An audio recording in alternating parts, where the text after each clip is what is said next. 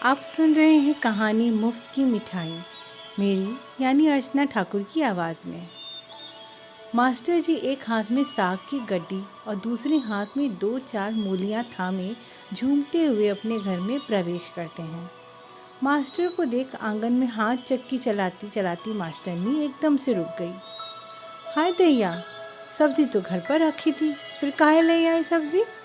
चक्की रोक मास्टर जी को ताकती रही। अरे कालू के बापू ने दी है।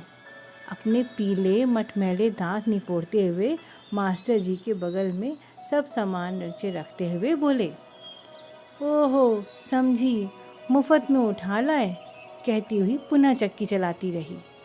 काहे मुफ्त में हुई जी? मास्टर जी एकदम से भमक पड़े। मास्टर हूँ जी, जान से पढ़ाता हूँ, उस पर थोड़ा कुछ विद्यार्थी के माई बाप साग पत्ता दे दे तो क्या मुफ्त में हुआ जी? मास्टरनी जब बहस के मूड में बिल्कुल नहीं थी, अपना ही बड़बड़ाती हुई चक्की चलाती रही। सब मुफ्त में लगे हैं, यहाँ जान देकर बच्चों को ज्ञान दे उसका कुछ नहीं। अरे रहने दो जी, मुंह न खुलवाओ, तुम तो ले आते हो सामान और तुम्हारे पीछे पीछे पीठ पीछे उनकी लुगाइयाँ कहीं मिलती हैं तो मुझे देख टोली करती हैं।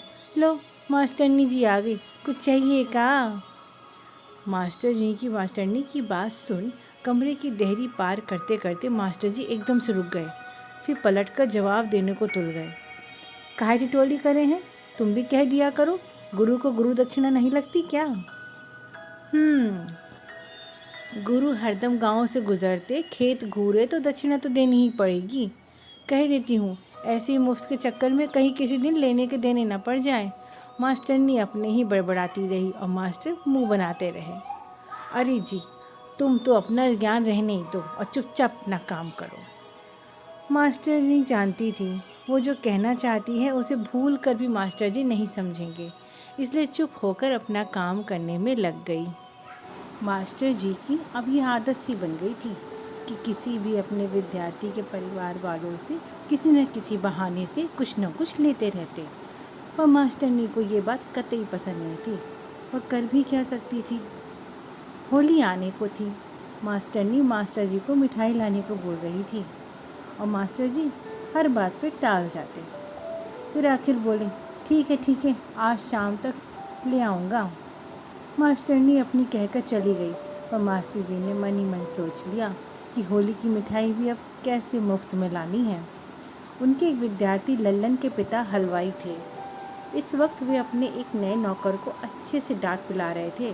फिर गुस्से में बोले, कमबख्त, तुझे नमक और चीनी में फ़र्क नहीं लगता?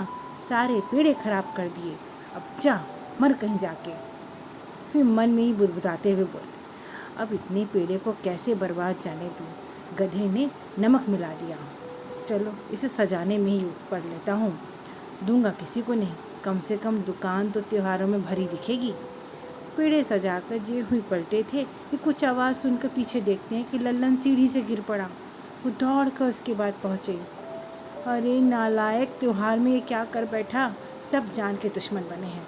गुस्से में भुनभुनाते हुए, चल दवा लगा दूँ। वहाँ पास में ही हाय तौबा करती लल्लन की अम्मा को थोड़ी देर दुकान में बैठने को कहकर चल दिए। हे राम, का हुआ मेरे लल्लन को? मुंह लटकाए लल्लन की अम्मा दुकान पर बैठ गई। यही वक्त था जब मास्टर जी वहाँ से गुजरे। नमस्ते जी। हाँ नमस्ते मास्टर जी। आज लल्लन के बापू नहीं दिख रहे? हाँ, वो ज़रा अंदर बैठे हैं। अब सोचा क्या सुबह की हाय तौबा का सारा किस्सा उन्हें बताएं। और लल्लन की पढ़ाई कैसी चल रही है?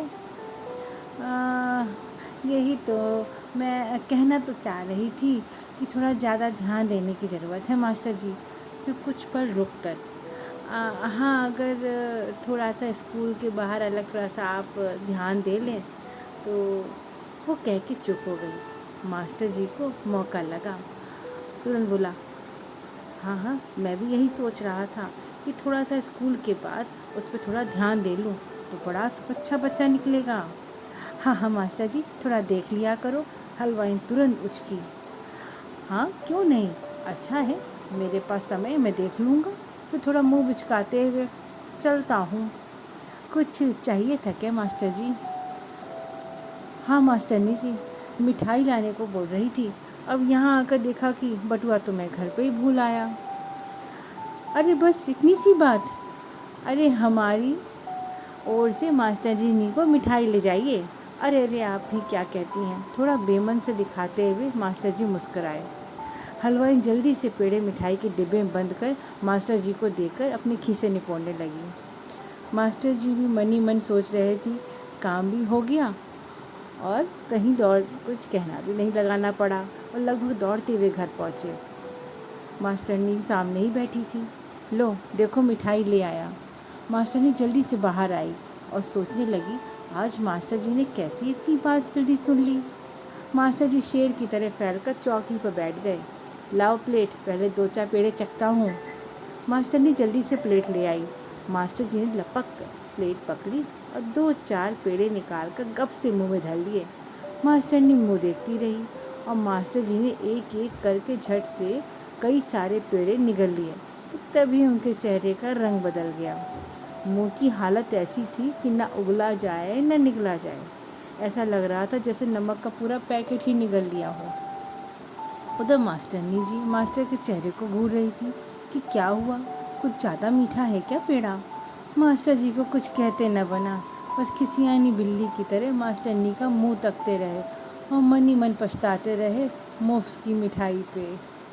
कहानी समाप्त। कहानी पसंद आने पे अपने मित्रों दोस्तों से ज़रूर शेयर करें। धन्यवाद।